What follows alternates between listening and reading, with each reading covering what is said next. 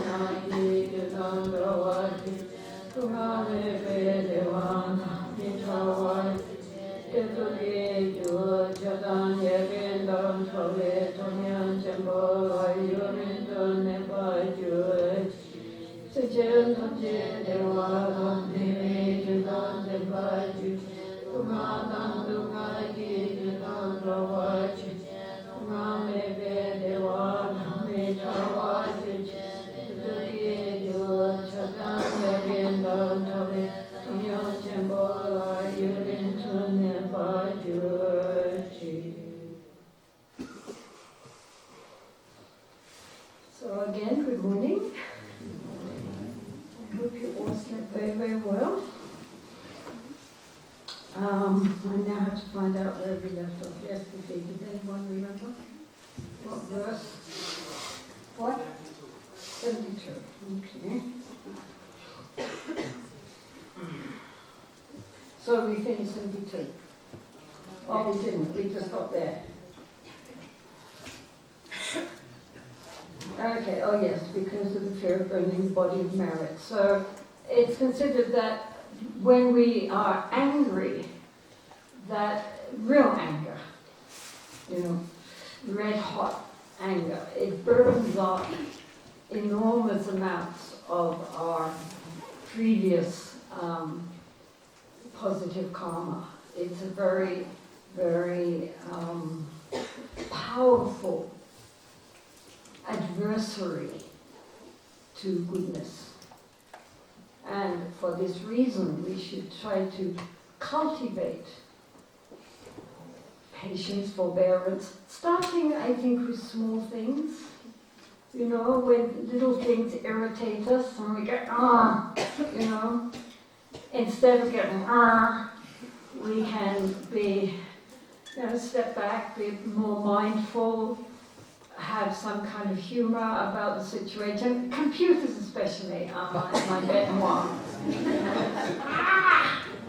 No. Breathing in, breathing out. That to start with small things, to practice. As he says previously, we start with small hurts and work our way up. And so likewise, during the day, any little things which we find annoying or irritating, to observe that this annoyance, this irritation, which is based on the root of anger and hatred. I mean, it might be very mild, but that's the base of it. That when we see it, we can transform it. Rather than waiting till there's some big event and we are overwhelmed by our upset, anger and hatred. Start with little things and watch ourselves how the root of this anger arises, and then deal with it. Because of small things we can deal with, everybody can deal with. We can all learn how to be a bit more patient and a little more humor in the situation and some mindfulness, and that way we'll deal with that. So then the mind begins to get trained. That the red alert comes on. Okay, watch now. Let's transform that. And in that way, slowly, like as they say, when we're doing exercises, we start, small, and then gradually build up our strength, so that when there's some really, heavy work to be done, we've already got the muscles. Otherwise, at the beginning, when we haven't, when we're not in, and we're completely out of shape, then if some demanding work comes, we're completely exhausted and can't do it. But if we've been practicing, building up our strength, then when some real strong, muscle power is needed, we have the muscles for it. So this is how it is, that we start with small things and work on that, irritations, annoyances, upsets. Okay, this is my chance to practice. Thank you. Okay, now, how to deal with this skillfully, right? How to be skillful, not get upset, not get angry, just take it and work with it nicely. Because then when some really, heavy thing comes along, we will have much more chance of being able to deal with it without getting all completely engulfed in strong negative karma, the strong negative actions which will create very, very negative karma in the future. So like that, okay? Really, everybody can do this. It's not, it's good for us because then we don't get, into very frustration and stress and upset. Moment to moment we can learn how to deal with that in a way which makes sense, so that our lives are much more relaxed, much more smooth, and also that we can see those things which are really important, those things which really are not important. Why are we getting so upset? Sul. Okay, so he says, if one who is to be executed has a hand amputated and is then released, is this unfortunate? If a person is freed from hell by human suffering, is this unfortunate? So, in other words, if something really horrible was likely to happen, but it's mitigated by something else, which is also highly unpleasant, but not nearly as bad as what might have happened, then are we going to complain? So if in our human birth we have to deal with suffering, maybe it's the result of karma, past karma, which would normally have sent us down into the hell realms. So compared with being in the hell realms, even our human suffering is tolerable. So we shouldn't complain.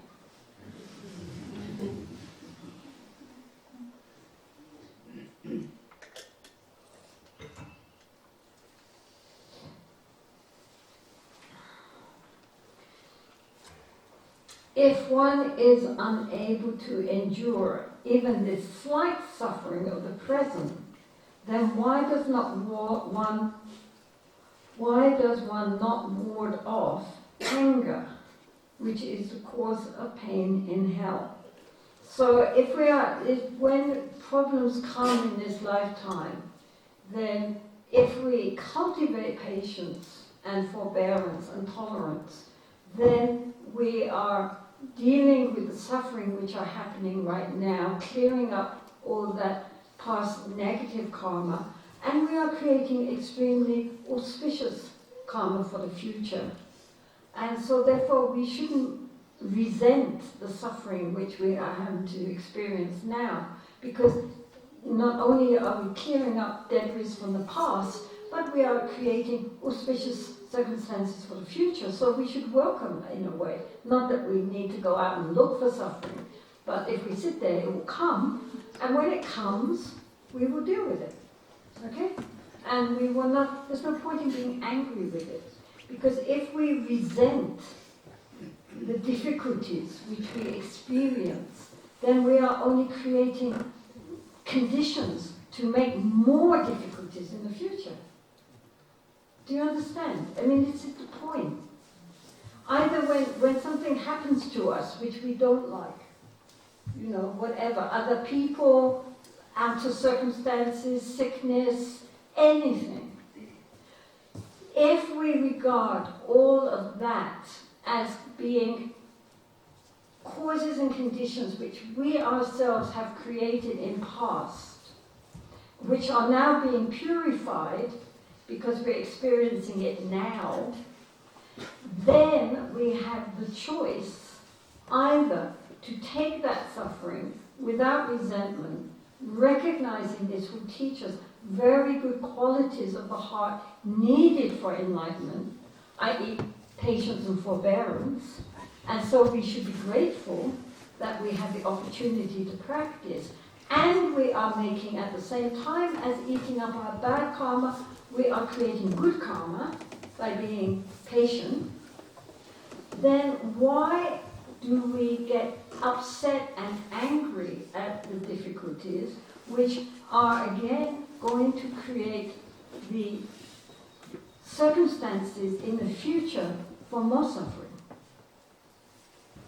Do you understand? I mean, the point is that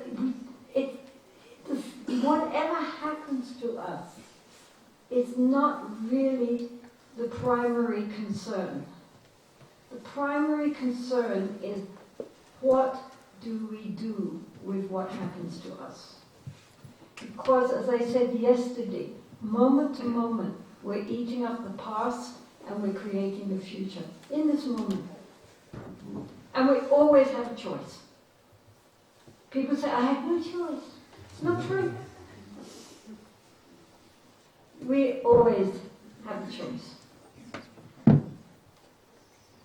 We can be skillful or we can be unskillful. It's up to us. The choice may be difficult, but it's always there.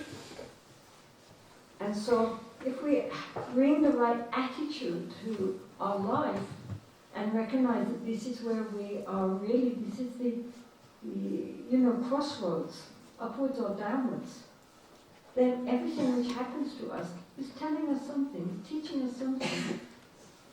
And what we learn from that and how we respond to that is moment to moment making our future.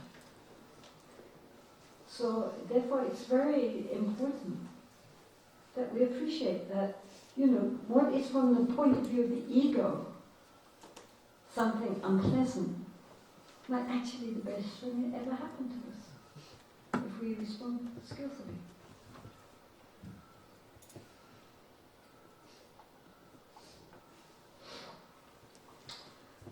So, verse 74, thus, solely due to anger, I have brought myself into hells thousands of times, and I have not brought about benefit for myself or others.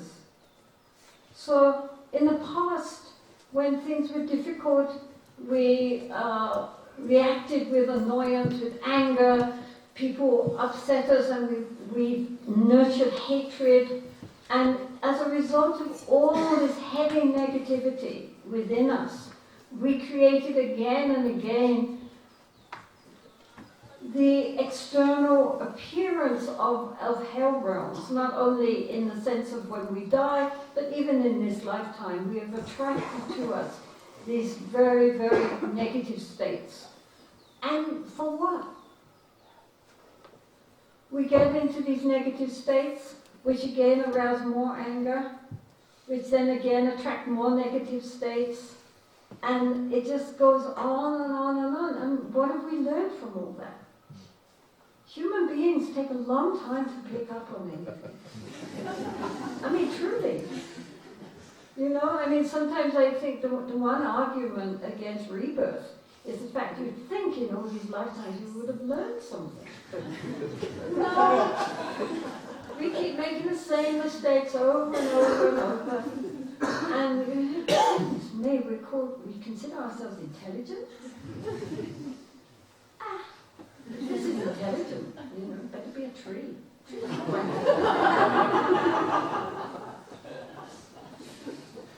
So, we have attracted to ourselves again and again endless suffering. And we haven't really learned much from that. We just keep making the same mistakes again and again and again. It's very sad. This is why the Buddhas who see things so clearly have such great compassion. Because we tend to mess up every time.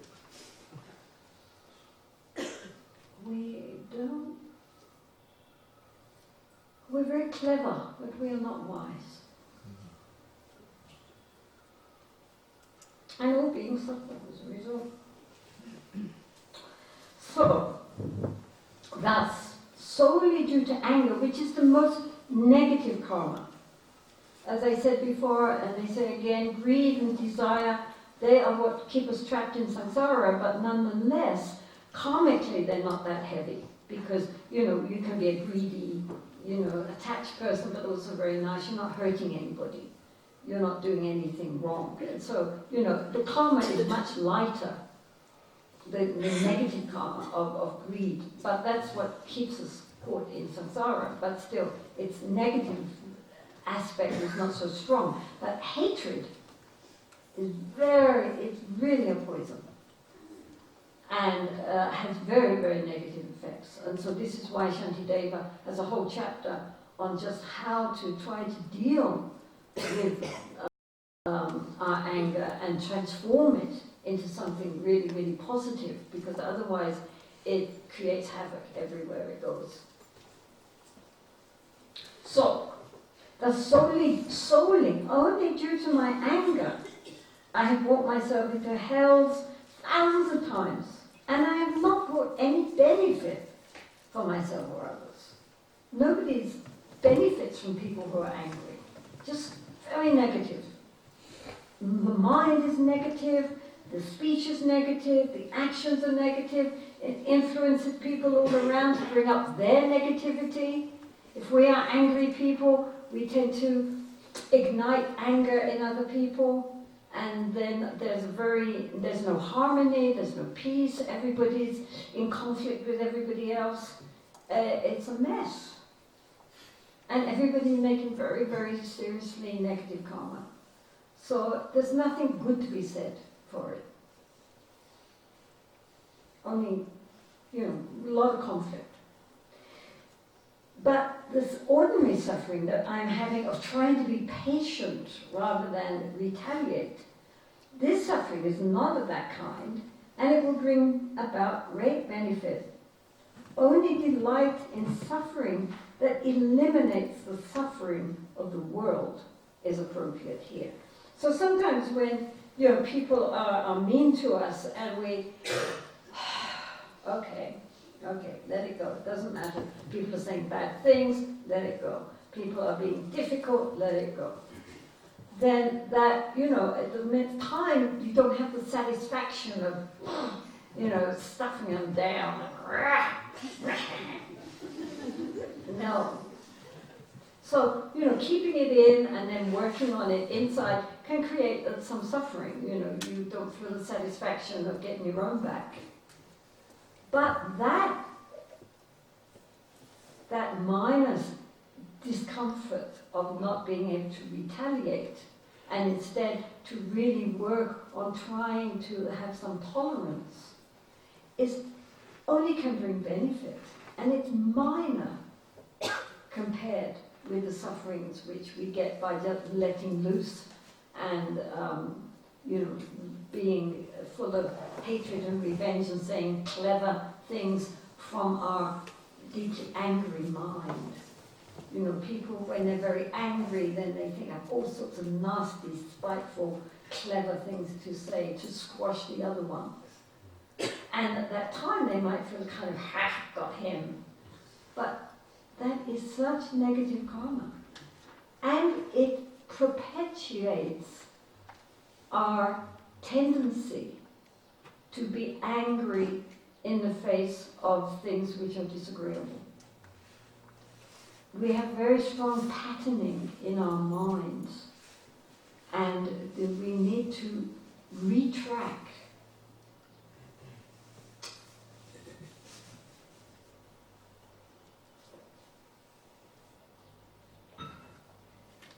As I said yesterday, nowadays this idea of having, deep patterning in our mindset, propensities towards generosity, kindness, anger, jealousy. These are very deep propensities in people's personalities. And of course nowadays this has been substantiated through neuroscience and the idea of neural pathways. And previously, it had been regarded that our neural pathways were set, they're more or less genetic, so that, if we have neural pathways towards those parts of the brain which give up rise to anger or to generosity or whatever, that's set, and we can't change them. But now, of course, as I'm sure all of you know, more recent research has shown that that's not true at all. And that these neural pathways, millions of which we have, are actually very plastic and can change. And so they have done experiments with very ordinary people who they showed them, they just took ordinary people, not meditators or Buddhists or anything like this. They just took ordinary people off the road, volunteer. And they showed them video clips, which were designed to arouse anger, and that people would get very upset by them, and because they were all logged in. And so they showed that when people looked at these clips, those parts of the brain which had to do with anger and desire for revenge and all these sort of things lit up like anything. And then they started training these people in loving kindness and compassion. Not forever. I mean, a few weeks, and not all day long. Just maybe half an hour of doing loving kindness meditation, compassion meditations. Then they tested them again. And they showed other clips, also designed, to get people really worked up and angry. And they were amazed to see that in these very ordinary people, after just such a short time, instead of those parts of the brain which have to do with anger lighting up, parts of the brain which have to do with compassion and empathy lighted up. And that their whole reaction to seeing these awful things was completely different. Instead of being angry, they now felt compassion and empathy. And so it showed that within a very short time, they could create these new neural pathways which led to whole different parts of the brain. In other words, we can change. It's like, okay, so back to starting with small things and working up to big things. If you imagine the brain for the moment, or the neural pathways, like a big jungle. And so there's a main road which goes through that jungle, and we always follow that main road. And then we decide that main road doesn't lead to a good place. Like maybe when something upsets us, we get angry and irritated. So that makes a highway. That's the way we go, automatically.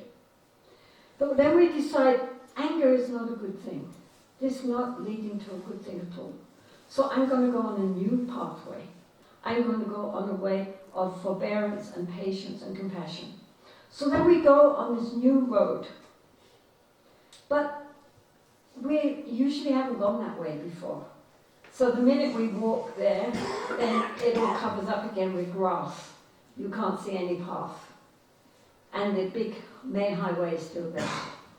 But if we ignore that highway, and we keep going along that little path, eventually it will become a path. Right? Because we keep walking on that one.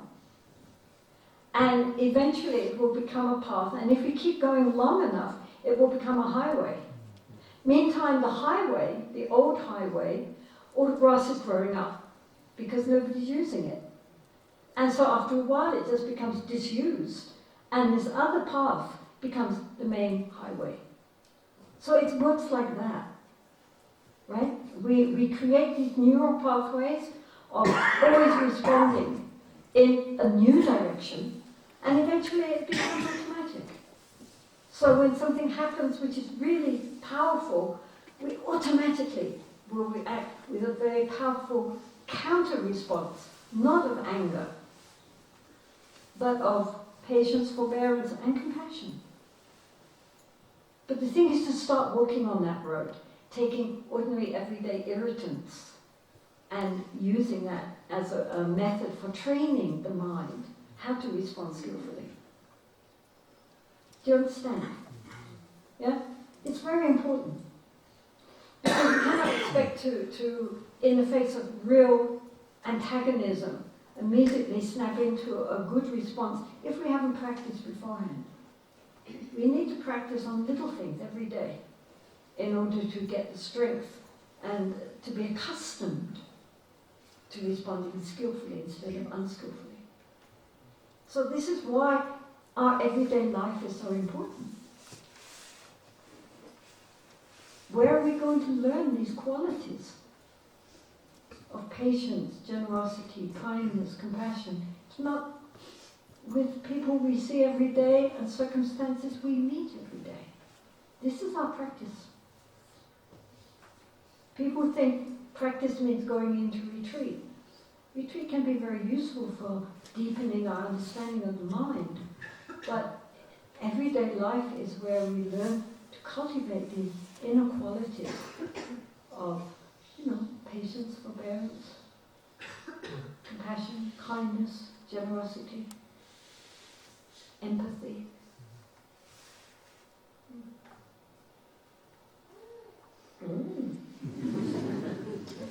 Immediate agreement. Okay. If others find pleasure and joy in praising the abundance of someone's good qualities, why, mind, do you not praise it and delight in this way? This joy from your rejoicing is a blameless source of happiness. It is not prohibited by the virtuous ones, and it is the most excellent way to attract others. So this is dealing basically with envy and jealousy. That when we hear others' good qualities praised, sometimes we do not rejoice in that. We feel jealous that they are being given praise and we are not being given praise. So this is a way to, one of the illimitable meditations is called in Sanskrit mudita. So first there is the loving kindness meditation, Maitri or Champa. Then compassion, karuna. Then, because we're thinking of all the sufferings of others and feeling empathy for them, in order to lighten us up again, we think of all the goodness of others. All the kindness. When we hear of anyone doing anything which is good, is beautiful, instead of feeling envious, we rejoice. When people get things, especially when they get things which we would like to have gotten ourselves, they get them instead, we rejoice. They're happy. So I'm happy they're happy. And this quality of empathy towards others' happiness, rejoicing in others' happiness, is a very legitimate way of keeping our minds happy and joyful and completely faultless. Because everybody agrees that it's a beautiful quality to rejoice in the happiness and the virtue of others. So when we hear others praised, rather than feeling, envious or resentful, we should join in and praise them even more. And from the heart, rejoice that there is goodness in the world and that it's even being recognized. And that we're all sitting around talking about good things that people do, rather than just sitting around gossiping and criticizing everybody. It's very easy to pull people down.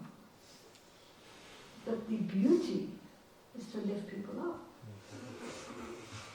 And so therefore, one very legitimate way of creating good karma and being happy is to rejoice in the goodness of others. There's lots of goodness in the world, and Buddhism doesn't deny that.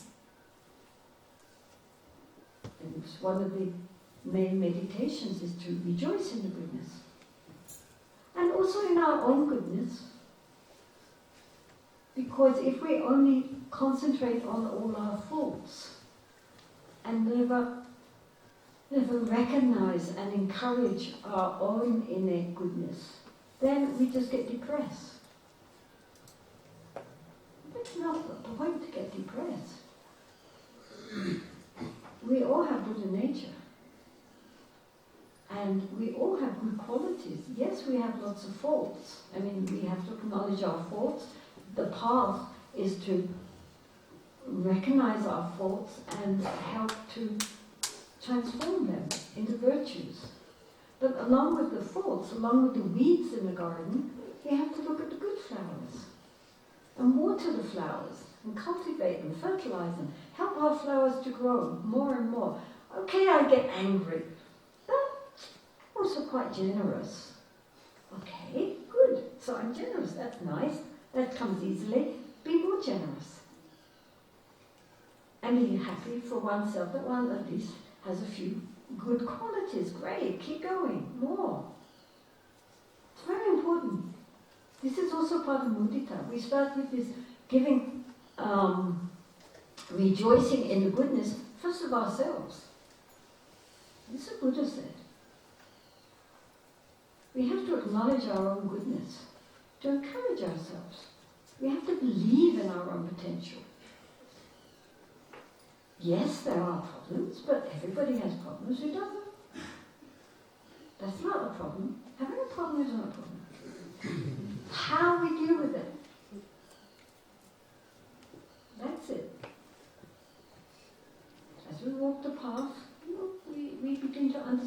ourselves more and the motivations behind it all, and learn how to deal with it skillfully, to turn even our worst character traits into a strength. So if we're very, very angry, as I said yesterday about the monk Minton, his main problem was he was so angry the whole time, and working on that, he became the most loving person. If he'd been just an okay guy, nothing much, he would never have put that much effort into transforming. In the Tantras it says that, well, because this is not Tantra, but nonetheless, in the Tantra it says it's better to be a tiger than a rabbit. And it also says that the more kleshas we have, the greater the wisdom. Doesn't mean that just because we have very negative defilements of itself, that is a good thing. But it means it's an energy there, which, if we work with it and transforms it, becomes a tremendous wisdom energy. This is what Tantra is based on.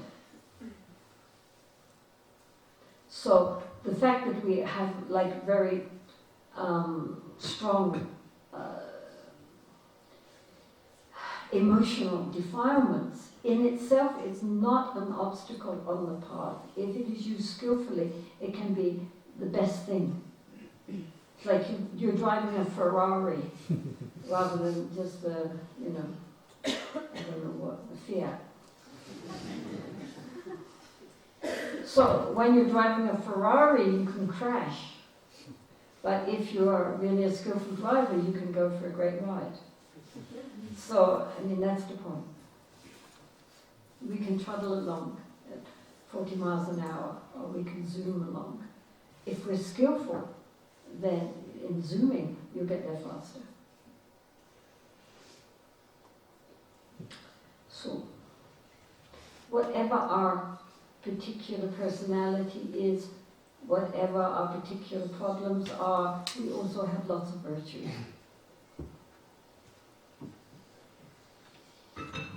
Everybody has Buddha nature.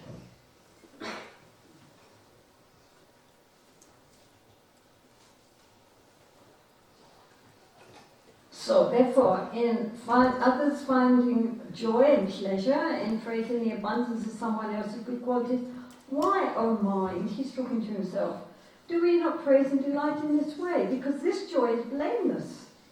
It's not forbidden by anybody. It's a wonderful way also to attract others. If we are always praising the good qualities of others, other people are attracted to us because they trust us. If we're always criticizing other people, then people become suspicious when I go away. What will they say about me?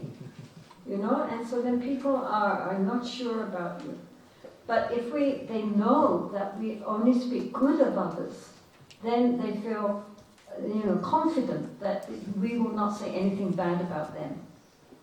And therefore our good speech, speaking well of others, praising their good qualities and so forth, attracts people. It's like honey attracts bees. Right? They all come. Sweetness.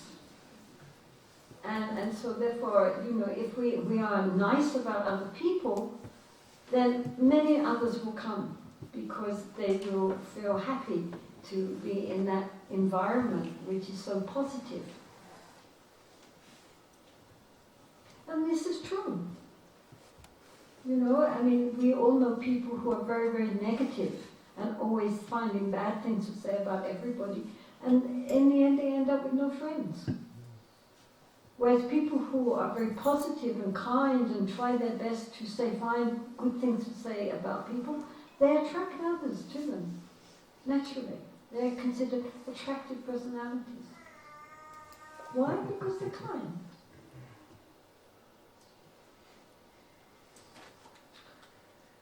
Wait, so if you do not like it, thinking it is a pleasure for that person only, then if you were to stop giving wages and the like, your seen and unseen reward would be destroyed. So the Tibetan says, this is from Sanskrit, Tibetan says, moreover, if you do not desire the joy of thinking he is happy, due to refusing to grant wages and so forth, you will fail in terms of the seen and the unseen. In this verse, the phrase seen and unseen refers to this and future lifetimes. So it's like if a person does something good, then they deserve a reward. The reward is your appreciation of them and your speaking well of them. So if we refuse to do that and we do not rejoice in their goodness, it's as if we are not paying them their wages, in which case we suffer, not only in this lifetime, but in future lifetimes because of our negative attitude. That we grudge praising others, that we grudge giving people their due when they do something good. Some people only look at all the faults in others and they don't acknowledge and appreciate the goodness in others. And this creates a lot of very negative karma, also between the people. Because sometimes also, people that we know in this lifetime, we have been associated with before and maybe will be again in the future. And how our relationship in this lifetime is and how we've dealt with that will influence when we meet them again, if we do. And so if in this lifetime we begrudged them the appreciation which they deserve, then next lifetime also we will have difficulties in our relationship with them, and maybe the whole thing will be reversed and it will be them who are begrudging us. So we should be careful in this lifetime to clear up all our relationships, keep them clean. And that helps by not criticizing, be more patient, and at the same time acknowledging the goodness in others. Then whatever karma we're making with other beings, it is not a negative karma. It will be a positive karma, no matter how they are acting in this lifetime. That's their problem. It doesn't have to be our problem.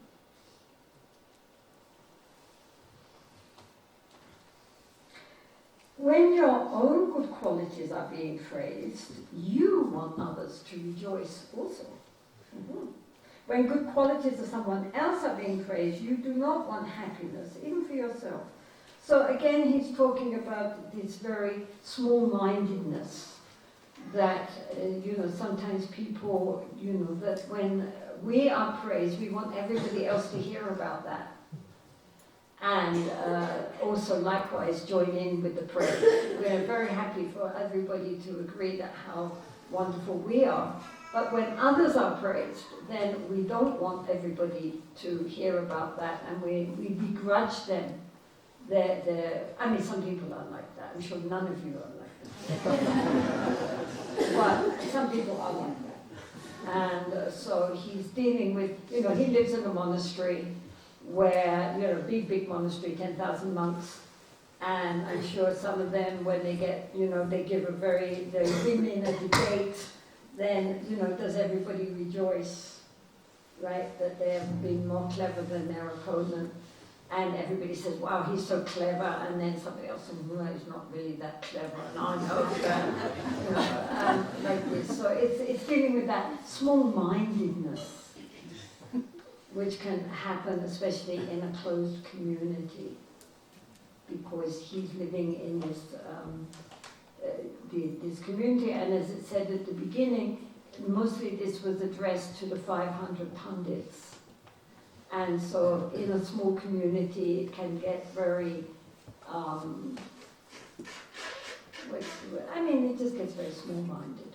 We have to be very, very careful in a small community. To keep a very open heart, always praise others, always enjoy the goodness of others, and not magnify their faults, because everybody has faults.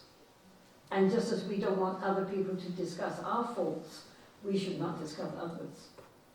And that we should really, try to keep a very open, spacious mind, and not become begrudging of others' good qualities. When other people are praised, we should be happy. When we are praised, that's irrelevant, and we don't need to worry about that. When we are criticized, likewise, it's irrelevant. We don't have to worry. So this is the point, right? So he's dealing with basically with his small community. Well, not such a small community, but nonetheless, probably within his own section of the monastery in Nalanda, and how insidious it can be when people do not rejoice in the achievements of others. When we hear people have done well, we should spontaneously rejoice in them, even if we didn't do well. We're happy for them.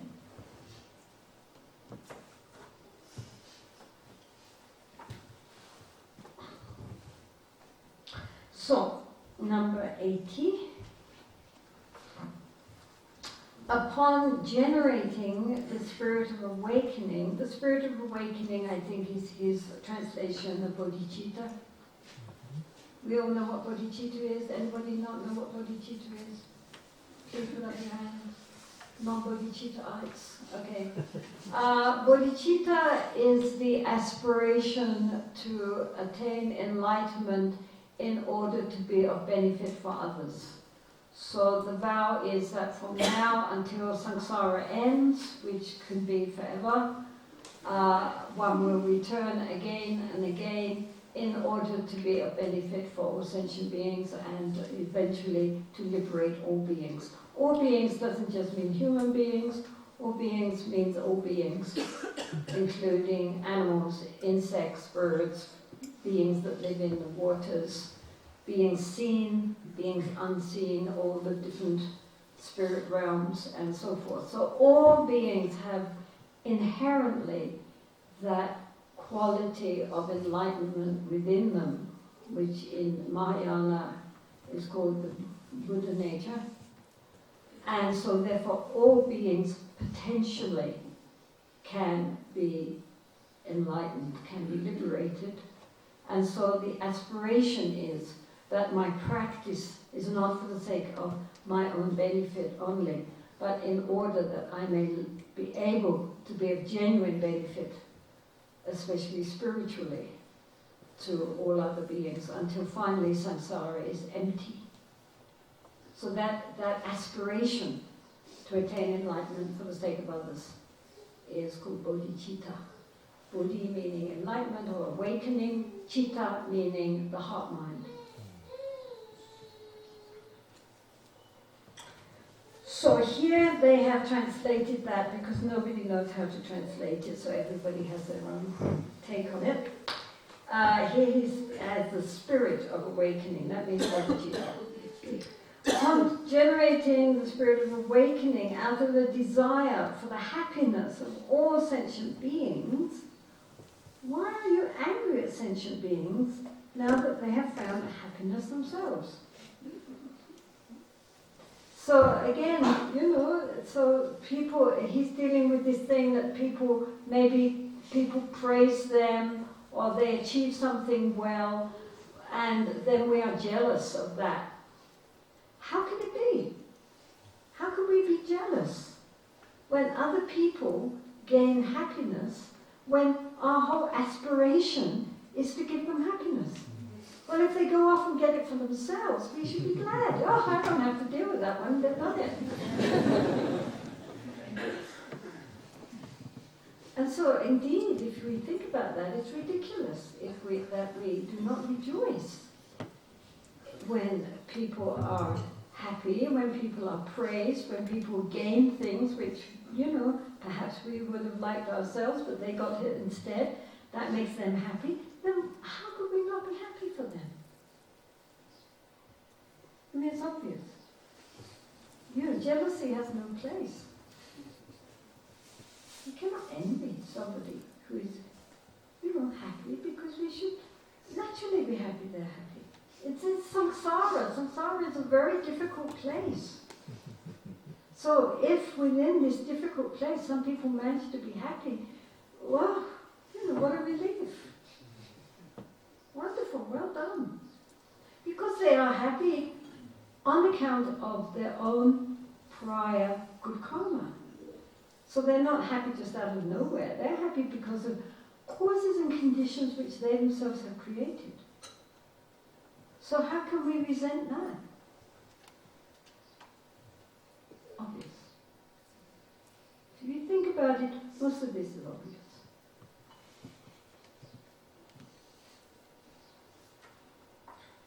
If you desire sentient beings' Buddhahood, which is bodhicitta, which is worshipped in the three worlds, then why are you burned up when you see them slightly honored?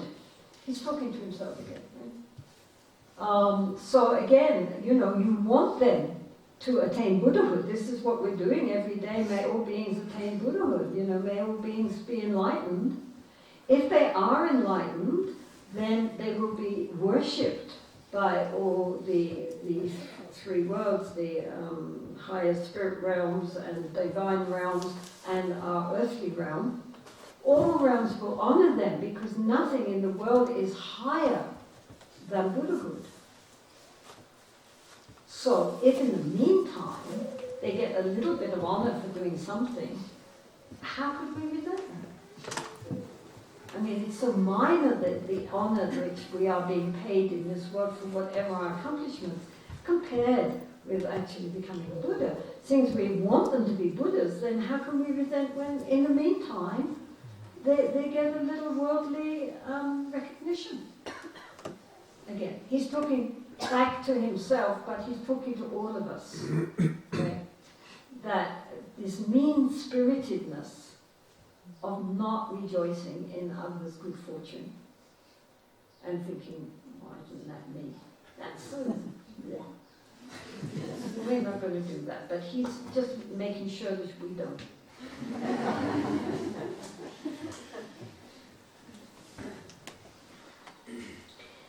One who nurtures a person whom you should nurture is making you a gift.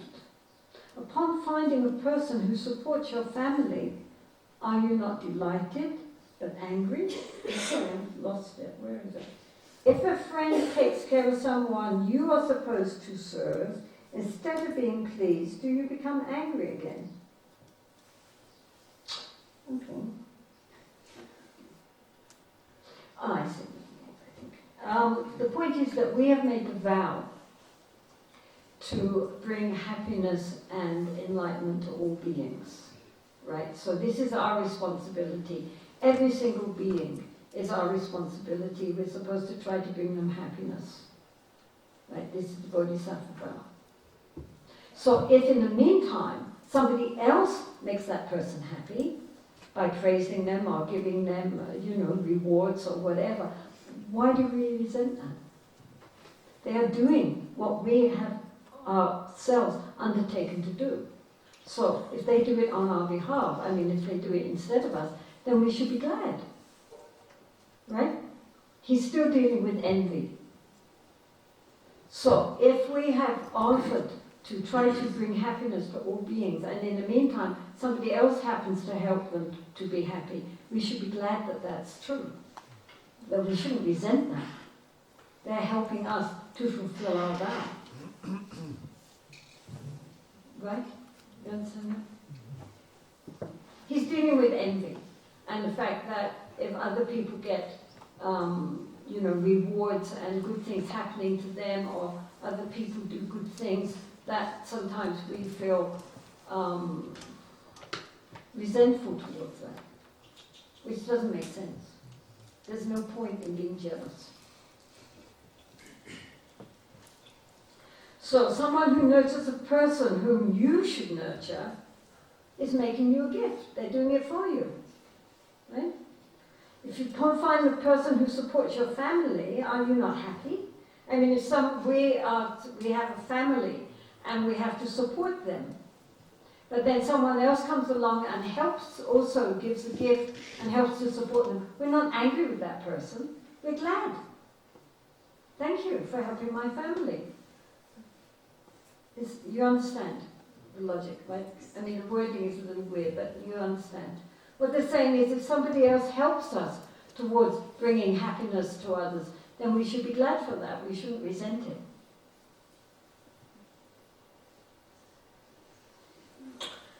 What does one who wishes awakening for sentient beings not wish for them? How can one become angry at others' prosperity? Have bodhicitta. So the thing is, again, he's just going over this, we wish happiness for all beings, and therefore anyone who also helps other beings to be happy, obviously anyone with bodhicitta would not resent that. I mean, we naturally, every time we hear of someone doing something good for others, we should be so happy for that. Isn't that wonderful? We should rejoice. We shouldn't feel resentment or jealousy. That is inappropriate. If we hear of people doing good things for others and really helping them and teaching them and in any way aiding them, then our spontaneous response should be a joy in their goodness. And that somebody somewhere is helping others. Isn't that wonderful? Of course. I mean, obvious. But he's just dealing with this low-spiritedness of resenting when other people do good because we didn't do it, or because, whatever. Envy and jealousy are very negative emotions, and not to do that. The opposite is to rejoice.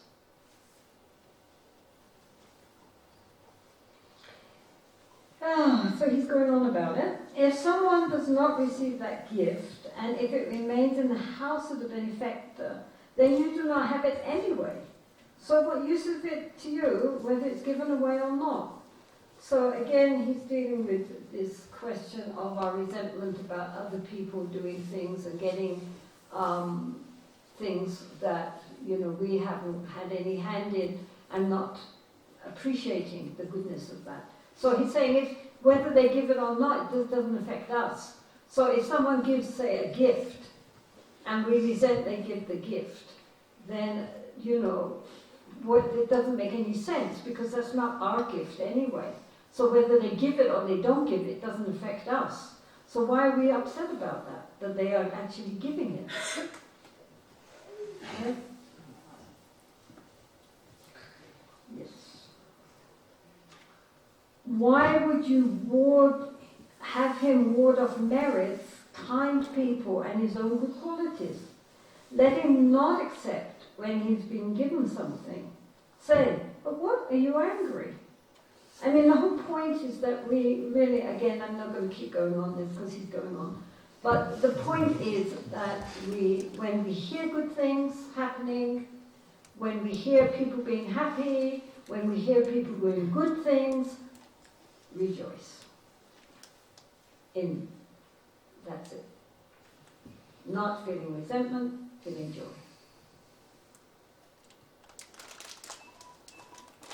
Gratitude, appreciation, these qualities of the heart are very important. To open up our heart to appreciate the goodness, appreciate the beauty, appreciate the kindness, and feel grateful for people's kindness and goodness. And when people are kind to others, we are grateful that they are kind to others. We don't feel, somehow jealous about that. That's not appropriate. Not only do you not repent for sins you have committed, but you also wish to compete with others who have performed virtues.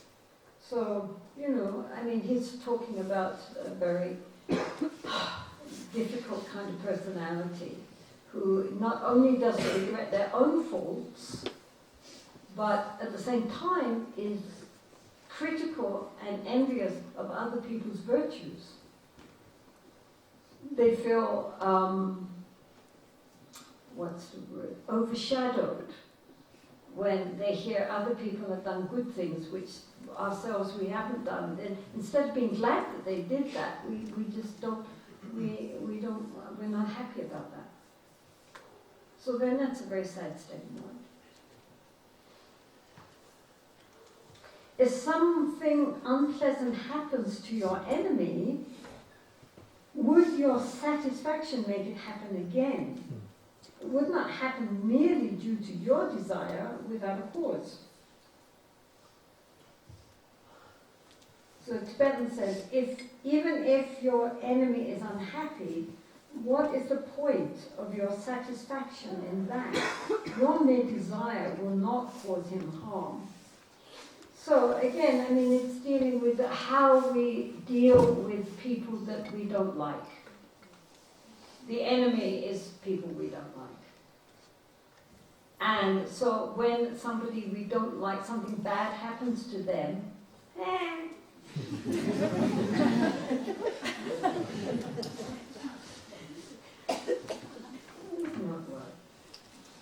we are supposed to be bodhisattvas who are vowed to help and benefit all sentient beings, not just our friends and our family and the people we like, all sentient beings. So how can we rejoice in the downfall or suffering or anything bad which happens to anybody? It is so not right. So when somebody that we do not like is having a hard time or someone says bad things about them, we should really look at our own mind to see if our mind is rejoicing in that. Because that is not right.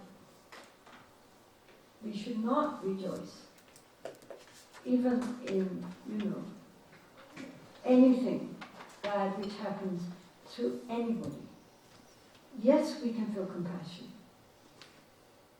But we shouldn't delight in anybody's suffering, however bad we might think they are. Because all beings we are bound to help all beings, and nobody is completely bad, just as very few are completely good. But we all have potential. We all have good potential. And that's what we have to look at. So it's very negative for us to rejoice in unpleasant things happening to anybody, even to people that we don't like and who we think deserve what they get. Who can say they are going to be treated by their own karma? It's not for us to delight in it.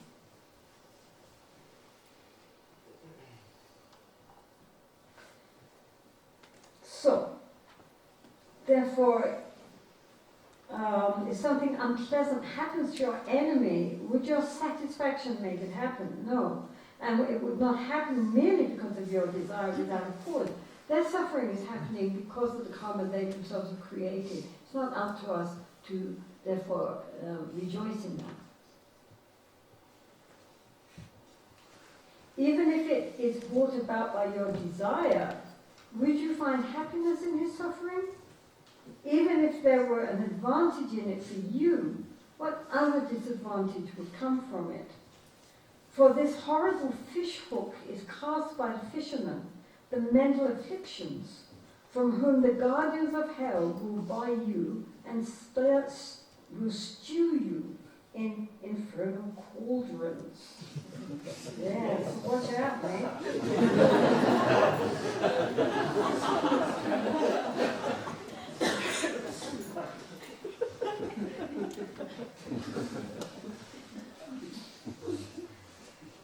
All our karma depends on the mind.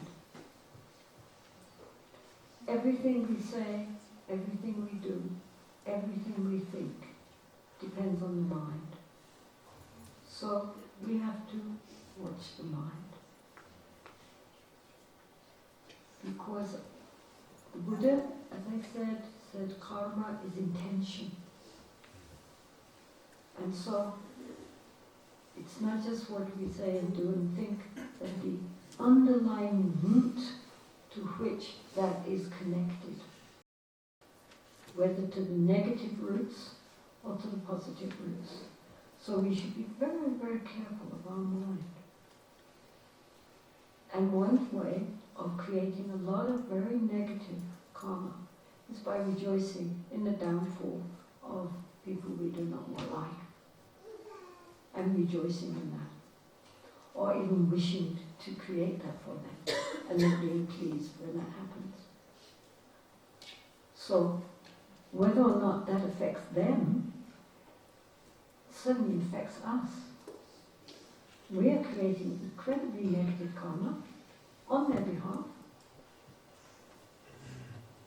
for which, as he said, it's like a fish hook cast by the fishermen. It looks like very nice as a little, some kind of bait, and it looks very delicious and succulent. We'll bring down the downfall of our enemies, or we'll rejoice when we hear they've come a proper. Ha!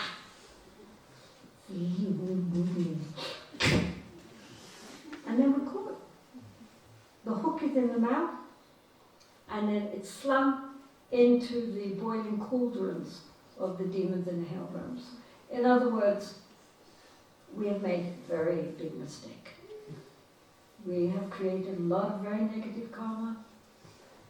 Whether or not it is going to be of any, use one way or the other for the people we do not like, but for ourselves. We have created for ourselves what only our worst enemies would wish for us, which is pretty dumb.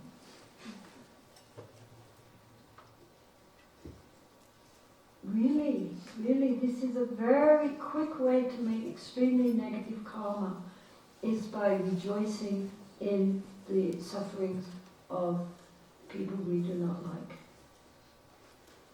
And so, whether or not it affects them, it certainly will affect us. So we have to be careful. Not only should we rejoice in the goodness of people, but also we should be very careful not to rejoice in the suffering of people. Even if they're people that we really do not like and have done lots of bad things, maybe, or sufferings to others, that's their karma.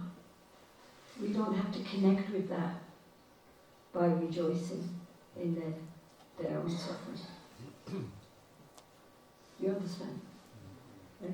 This is the fish hook that captures us because it looks like very, very succulent and nice to sit there thinking about the downfall of people we don't like. But actually it's very dangerous.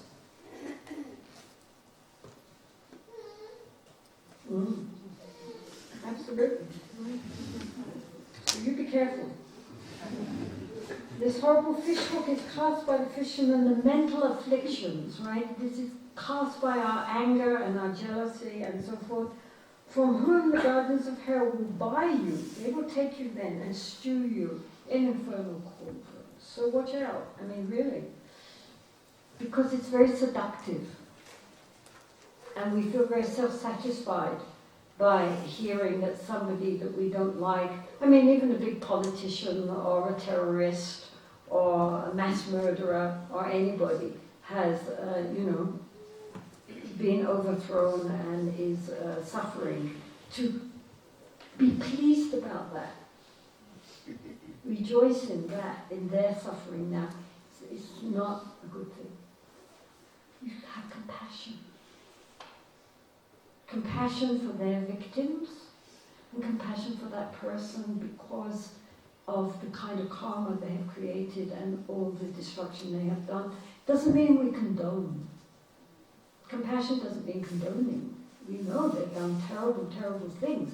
Why did they do terrible things? Because they are controlled by their negative emotions, by their afflictive emotions, the klesha. They were out of control, completely controlled by their negativities and their delusions. So we don't need to plug into that energy by likewise becoming overcome by our negative emotions in rejoicing in their downfall. We have to make a counter to that darkness. We have to give light. If we are angry and pleased and gloating in the downfall of others, that is a dark energy. And so we're adding to the darkness. But we don't need more darkness, we need light. And so light comes in the form of not responding to anger with anger, but responding with forbearance, with responding with loving kindness and compassion, understanding. Yes, we can be, if necessary, one can also be severe and do what needs to be done, but controlled by understanding and forbearance, not controlled by anger and the desire for revenge.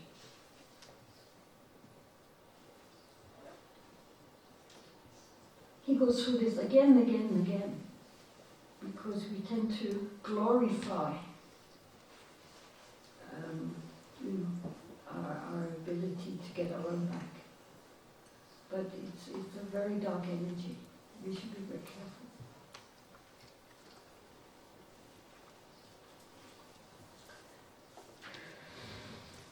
Praise, fame, and honor are not conducive to my merit, long life, strength, health, or physical well-being. So all these things, people praise us, or we're very famous and honored and all that, doesn't help us. It doesn't make my goodness more. It doesn't add to my long life, strength, health, physical well-being. It doesn't do anything. It's just empty sound, it's echo. The wise person who knows what is best for himself would find benefit in these. One, desiring mental happiness. What?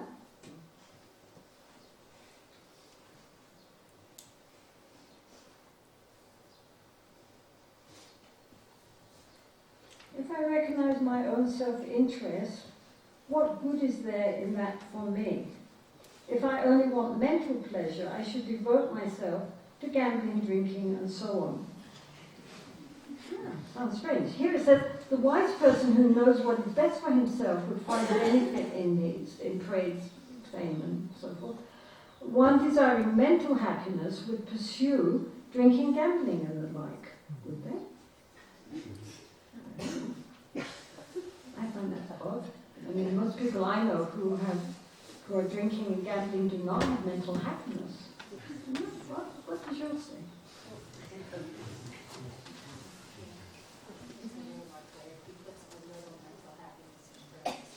Okay, where are we? I find sometimes I have to find a patient chapter just a minute.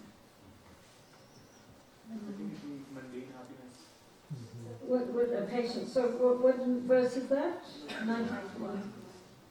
Sorry, it just sounds strange, doesn't it? Whose slide is on? Shantideva on. The honor of praise and fame will not turn into merit nor life. It will give me neither strength nor freedom from sickness and will not provide any physical happiness. Right, that's fair enough. If I were aware of what held meaning for me, what value would I find in these things? All I want is a little mental happiness. If all I want is a little mental happiness, I should devote myself to gambling, drinking, and so forth. If for the sake of fame I give away my wealth or get myself killed, what can the mere words of fame do then? Once I have died, to whom will they give pleasure? I must say this is rather convoluted.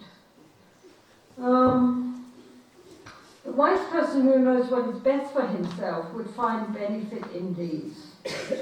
One desiring mental happiness would pursue drinking, gambling, and the like. For the sake of fame, some sacrifice their wealth and even kill themselves. Can words be eaten? And when one dies, who feels that pleasure?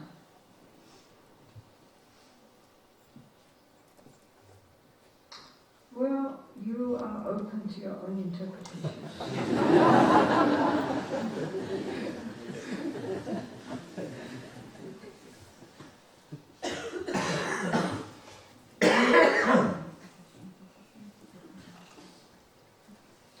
Okay, so we'll leave that because honestly I don't know what he means. At the loss of praise and fame, my own mind appears to me just like a child who wails in distress when its sandcastle is destroyed. This is what we were saying yesterday. Normally our mental responses are like a small child. That when, a child is given things which please it, it's all happy and smiles and giggles. And as soon as it's thwarted, as soon as it loses something or something happens, it doesn't get what it wants and it gets what it doesn't want, as Buddha's definition of suffering, it is, it sets up wails and goes into temper tantrums. This is because it's a small child. Small children have a hard time governing their emotions. So when things go well, they're happy. When things do not go well, they are not happy. And the problem for us is that as the years go by, our bodies grow up, and then gradually they reach their prime, and then they start to decline. Outwardly, we can see people are young, middle-aged, old. Inside, our emotional responses have stayed that of a 4-year-old. We govern it better. But inside, when things go well, happy, happy, happy. When things do not go well, anger, frustration, depression. Just like a small child. We haven't grown up inside. We've only grown up outside. So this again is why we need to learn to be in control of our mind and our emotions, not the slaves of our mind and emotions. The ego and the ordinary mind and emotion, the ego makes a good servant, but it makes a terrible master. It's ruthless and blind and causes so many problems. So we have to learn what to be the masters of our own mind and to be the masters of our ego, not the slaves of our ego. So here he is bringing this up in just this, again, very famous verse. At the loss of praise and fame, my own mind appears to me just like a little child who wails in distress when its sandcastle is destroyed. Now, we all know sandcastles are completely meaningless. They're just very ephemeral. You build them up and then the sea comes and takes it all away again. It's no big deal. But to a child, it's a disaster. And the child is totally distraught that its sandcastle is broken down. And so this is how we are. When, things go well for us, we're okay, we're content, we're peaceful. But as soon as things go wrong, we've lost, our good name or some, whatever it is, has gone against us, then we act like a small child who is deprived of its sandcastle. And this is the problem. When are we going to grow up? So, praise and fame are like a sandcastle. They are very ephemeral. Today people praise us and tomorrow they criticize us. Just empty echoes. Doesn't matter. Today we people know all about us. Tomorrow they've forgotten and gone on to something else. So what? The important thing is that which lasts forever, which is our own inner development, our own spiritual progress. That nobody can take from us. But that is not seen on the outside. in the end, that's the only thing that counts, because that's what we will take with us not only in this life and influence everything in this life, but also for future lives. So that's the only thing ultimately worth working for.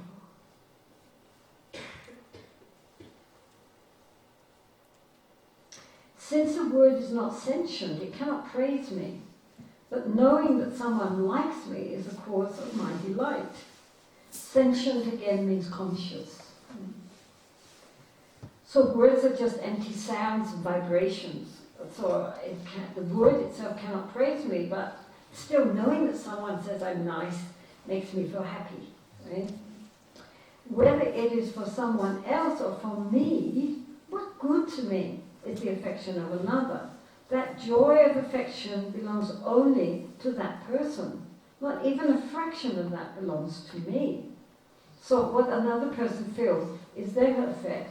Whether they dislike me or whether they like me, that's up to them. That's their feeling. Their feeling cannot be transmitted to me. What I feel is my affair. What you feel is your affair. If I take pleasure in that person's pleasure, then I should take it in every single case. Why am I unhappy when others are made happy through their favor for someone else? So again, he's dealing with this envy thing. You know, if we are happy for somebody else being happy, then we should be happy all the time. And therefore, if they're happy because they're favoring someone else, why should I be unhappy? Right? I mean, if we rejoice in other people's happiness, then we should be happy for them under all circumstances in which they're happy. So if they are happy praising someone else and not me, then I should be happy because they're happy. Right? Got it? So, just be happy.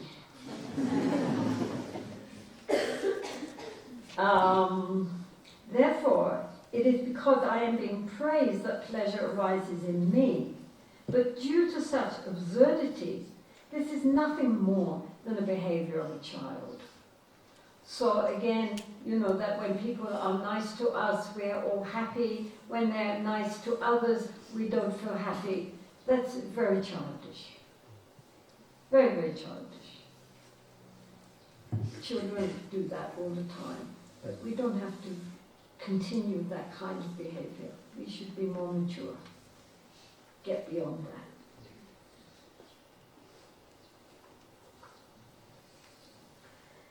Praise and so forth obliterate my peace and disillusionment with the cycle of existence, samsara.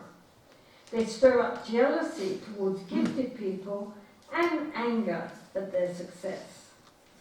So if we get too much praise and everything so nice and everybody being so nice to us and everything being very lovely, it can undermine our disillusionment with samsara. And we can start thinking, well, actually samsara is quite nice. What's the problem here? You know, I mean, the Buddha said it was dukkha. I don't have dukkha. Everybody likes me. I'm a nice person. It's lovely. And then our sense of wishing to let go of our grasping at samsara and our samsaric mindset lessens. We are not so disillusioned anymore. We don't see what's the point of trying to go out of this prison house of samsara if we are living in a very nice apartment in prison. If we are living quite comfortably in prison, why go out of prison? So therefore, we have to be careful. We can settle down very nicely in samsara, but today we're in the penthouse suite, tomorrow we might be in the dungeon. It's prison. And we're all trapped. So if we suffer, we're much more likely to want to get out of prison than if we're comfortable. Okay? If we are comfortable, we are not so conscious that we are actually imprisoned. So therefore, to be too comfortable can also be a big disadvantage on the spiritual path. So therefore he says, praise and so forth obliterate, destroy my peace and disillusionment with the cycle of existence. They stir up jealousy towards gifted people and anger at their success. If people who are used to being praised and everybody honoring them, then they get very jealous of when other people get praised and honored. It's very easy for people who, I don't know, in many realms of the professional world, the more one gets on, the more ambitious people are and the more competitive towards others. So they're not rejoicing in the success and honor of other people. They're always rivals, right? So if you are seeing other people who are likewise successful as rivals, then one does not rejoice when people praise them. One is envious and wants to cut them down and criticize them, and one is angry if you hear that they are being praised rather than oneself. I mean, this happens all the time in many, many realms of worldly activity, that instead of being glad that there are many, many people being praised and looked after and taken care of, we see them all as something which is rivaling us and creating a lot of jealousy and envy, and we're not happy that other people are praised in our stead. And so this again is not a good thing. And this can happen when we get a lot of praise and fame and honor and so forth. Then there's a resentment towards other people who are likewise going to be praised and maybe getting more praise than we're getting, more honor than we're getting, bigger salary than we're getting, And so then there is a lack of affinity and appreciation and empathy and joy in the happiness of others. All that gets destroyed. So again, we see this in the world the whole time. People don't appreciate the happiness and goodness of others. Or others, the appreciation of others' goodness. They don't appreciate that other people are appreciated.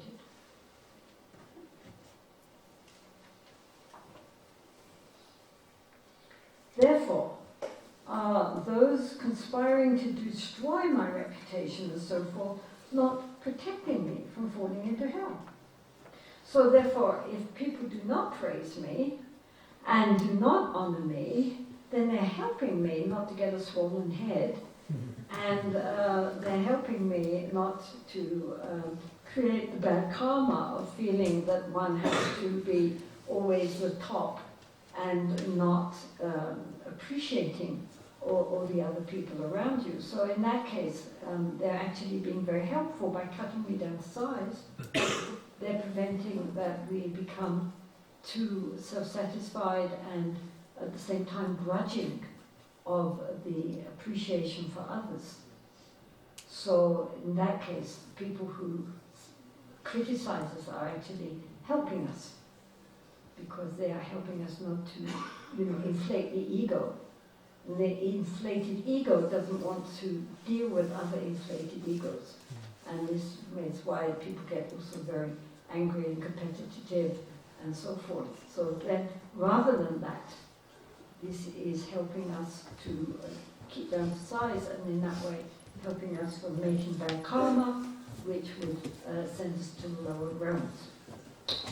So, having gotten in that, you now are rewarded with a break. And so please try to keep it down to about 15 or 20 minutes and try to come back in the place once you've had a cup of tea and stretch, and then please come back into your place. Chai is served in the dining hall. Please have chai, but don't linger too much, otherwise 15 minutes.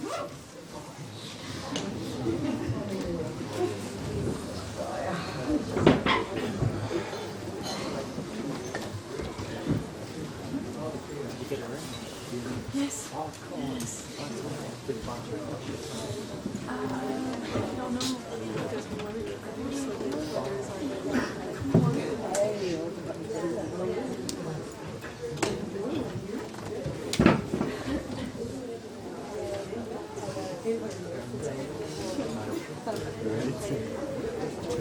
Ja,